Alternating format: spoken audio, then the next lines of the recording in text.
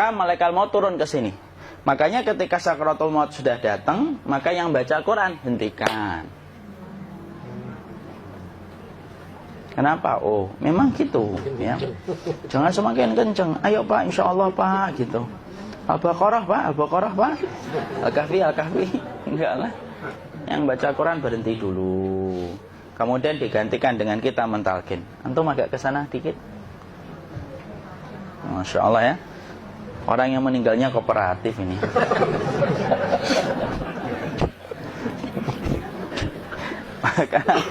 maka agak ke sini aja. Maka disunahkan kita untuk mentalkinnya. Nanti ketika mentalkin jangan terlalu sering, jangan terlalu membebani. Jangan terlalu sering itu la ilaha illallah, la ilaha illallah. Enggak gitulah. Berat nanti dia ngerasakan. Di situ Imam Qurtubi juga menyampaikan, jangan terlalu sering karena itu memberatkan dadanya. Jadi ketika mentalkin saya sampaikan, boleh diganti atau enggak Ustadz? Enggak lah, talkin itu ibadah. Ibadah itu tauqifiyah. Tauqifiyah itu enggak usah diganti. Karena Rasulullah mengatakan lakinu ala mautakum la ilaha illallah. Talkin orang yang meninggal di antara kalian dengan la ilaha illallah. Enggak usah diganti Allah Ustadz yang lebih singkat, lebih pendek. Enggak usah. Subhanallah Ustadz, enggak usah. Kenapa? Karena talqin sudah ditetapkan ucapannya oleh Nabi, begitulah kita mencontohnya. Jadi tidak usah diganti. Cara mentalqin, jadi kalau keadaan sudah tenang, tolong kalau sudah sakaratul maut jangan ditinggalkan. Karena sesungguhnya pertempuran setan itu pada detik-detik kematian semacam ini. Dan betul-betul berusaha untuk menjadikan dia murtad. Nanti makanya di situ di buku nanti dibahas kan, pertempuran setan itu sampai detik-detik orang mau mati itu sudah ayo kufur, murtad aja tuh, kamu sakit kan? Nah, itu kayak gitu. Makanya jangan ditinggal. Capek gitu kok nggak meninggal gitu ya. Udah gantian mas. Dan jangan kemudian meninggalkannya. Mangkat dulu gitu. Tidaklah, janganlah. Terus ditampingi terus. Kalau bisa ya sudahlah, berikan waktunya kita untuk sementara waktu itu betul-betul berkhidmah kepada orang yang kita cintai terakhir kalinya. Cara kita kemudian mentalkin adalah, yaitu adalah di sebelah kanannya la ilaha illallah. Biarkan dia mencerna dulu, tidak usah buru-buru kemudian kita langsung nimpali lagi. Dia mencerna dulu sembari kita doakan, peluk, ya Allah dimudahkan gitu. Kalau ada orang yang bisa ngucapin la ilaha illallah, itu siapa yang memberikan itu Ustaz? Yang memberikan kekuatan Allah Pak. Karena ngomong aduh aja sudah tidak mampu.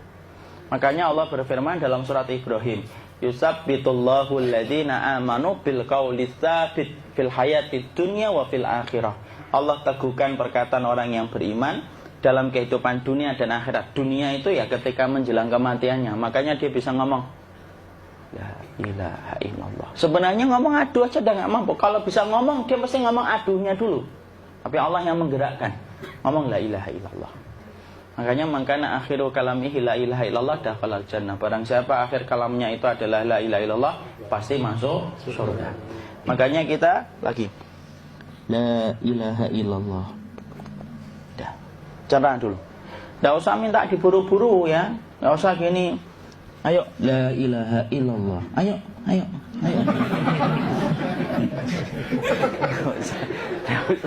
Enggak usah gitu. Ya, biarkan dia pelan-pelan gitu. Ayo tapak, ya Allah capek saya Pak. Enggak usah gitu. Dia ucapkan la ilaha illallah. Kemudian dia mencerna. Lalu kalau dia sudah mengatakan, untuk mengatakan la ilaha illallah. Ya, kalau sudah mengatakan la ilaha illallah, berarti sudah. Tidak usah ditalkin lagi, tidak usah. Belum meninggal juga Ustaz? Tidak apa-apa, biarin aja. Dia di situ aja. Kecuali dia ngomong lagi dan gak usah diajak ngomong alhamdulillah ya Pak, ya Allah gitu. Terus dia jawab alhamdulillah.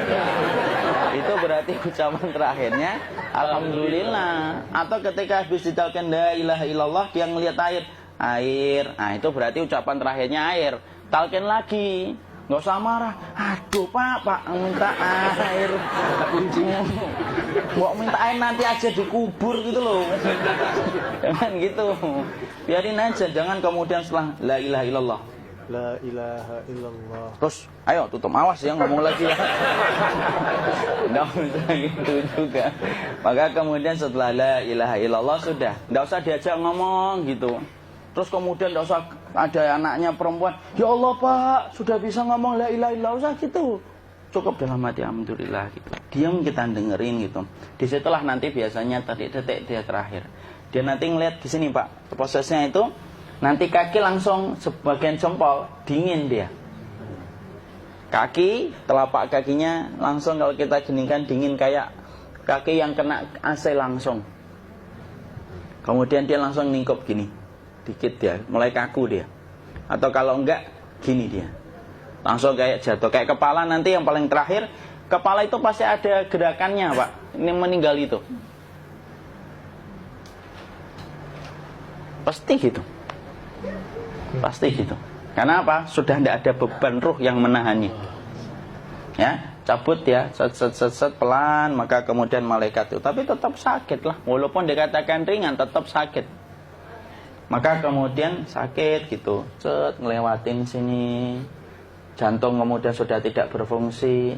Kemudian ginjal Pak, ngelewatin ginjal tidak berfungsi. Bapak bayangkan kan, kalau yang pernah sakit batu ginjal Pak, sepakat nggak kalau kita batu ginjal itu sakitnya luar biasa Pak? Itu baru titik batu kecil di ginjal. Kita bisa bayangkan tiba-tiba ginjal tidak berfungsi. Sakitnya kayak apa Pak? Tiba-tiba ginjal nggak berfungsi, pankreas naik, kemudian tek jantung. Jantung ini dia masih hidup dia, di sininya masih hidup walaupun jantungnya sudah berhenti. Naik. Kemudian mata, dia ngelewatin mata. Organ tubuh yang paling setia sama ruh itu mata. Maka kemudian mata dia ngelihat dia, set. Ngelihat set keluarnya, set naik dia. Ya dilihat ini sama dia. Makanya Rasulullah mengatakan innar ruha idza qubida tabi'ahul basar. Ruh itu kalau dicabut, mata itu ngikutin kemana perjalanan ruh itu. Makanya ada yang meninggalnya gini. Ya itu bukan tanda su'ul khatimah. Itu tanda fitrahnya mata ngikutin ruh. Atau kemudian bukanya sedikit. Ada yang kayak senyum Pak. Ada yang kesini yang keringetan. Nah, itu tanda husnul khatimah. Ada yang senyum. Jadi sakitnya setelah selesai itu plong gitu loh. Makanya kemudian ada yang tersenyum. Maka itu tanda. Kalau kita ngelihat orang yang membuka mata kayak gini, tidak usah takut. Cepat-cepat kemudian kita nanti tutup. Biasanya kalau terlalu lama, itulah yang menjadikan ini tidak bisa ditutup. Makanya harus pakai kapas akhirnya. Karena apa? Karena pas meninggal nggak langsung ditutup. Biasanya karena perawat takut, dokternya juga nggak tahu itu, dibiarin itu. Makanya ada beberapa mata yang ditutup pakai tensoplas kan? Sebenarnya kalau langsung bisa nutup dia, fitrahnya nutup mata itu. Jadi kemudian kita baca Allahumma firlahu warhamhu wa'afihi wa'fuanhu atau bismillah wassalatu wassalamu ala rasulillah, tutup. Bismillah. Tidak usah takut. Kecuali buka lagi ya, ini baru kita kabur bareng. Kalau buka lagi Pak, Insya Allah Pak, ya Allah ya kita kabur bareng-bareng Pak. Diusap Pak, diusap gini. Enggak disenggol gini enggak. Begini kan, sudah meninggal dunia. Tangan boleh begini, boleh diluruskan, tidak ada ketentuannya. Boleh gini, boleh kemudian lurus. Tidak usah disalahin kalau ada yang lurus. Lu itu tangannya gimana sih? Posisikan kayak sholat. Nah, ada perintah kayak gitu. Jadi kemudian dikondisikan saja. Terus maka kemudian dipijit-pijit, akiknya dikeluarin. Kemudian jamnya dilepas, gigi palsunya dilepas kalau ada. Ya. Kemudian apa setelah itu? Coba buku.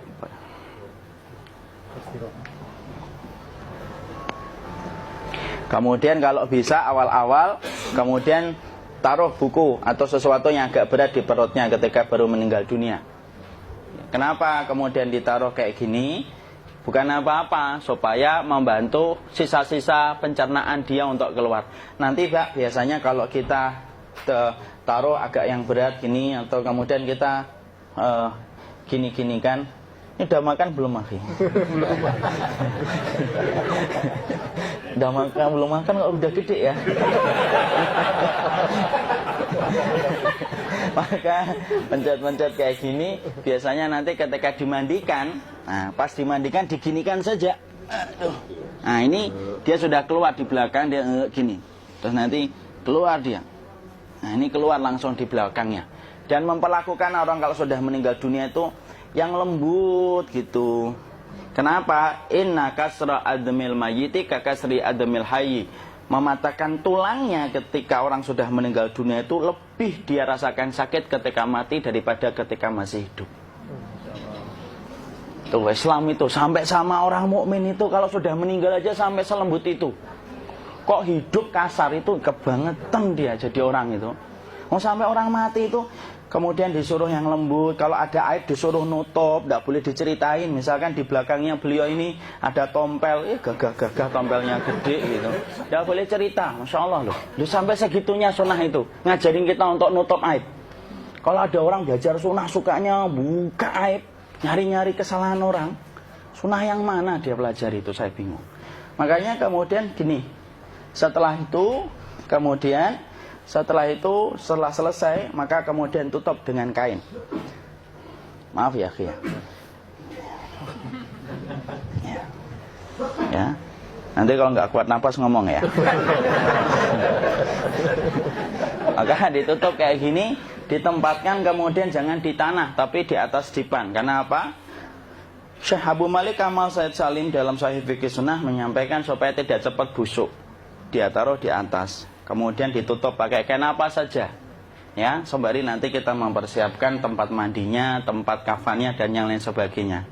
Maka kemudian kalau ada yang datang boleh dibuka. Kemudian kita mencium ininya apa? Kemudian keningnya. Kemudian kita berdoa, nutup lagi kayak Rasulullah ditutup. Kemudian yang datang terakhir itu salah satunya Abu Bakar. Dibuka kemudian beliau, ya Allah ya Rasulullah, engkau adalah orang yang percaya hidup dan matimu, dan tidak mungkin Allah itu mematikan engkau 2 kali ya Rasulullah. Maka kemudian ditutup kembali. Saat itu para sahabat dalam keadaan mendung semuanya. Maka disitulah kita lakukan kayak gini. Ditutup gini Ustaz ya, kasihan tidak bisa napas, insya Allah tidak butuh nafas lagi. Jadi kemudian kita semacam ini, kita persiapkan apa yang bisa kita lakukan. Nah itulah proses kematian dari sakit sakaratul maut sampai kematian.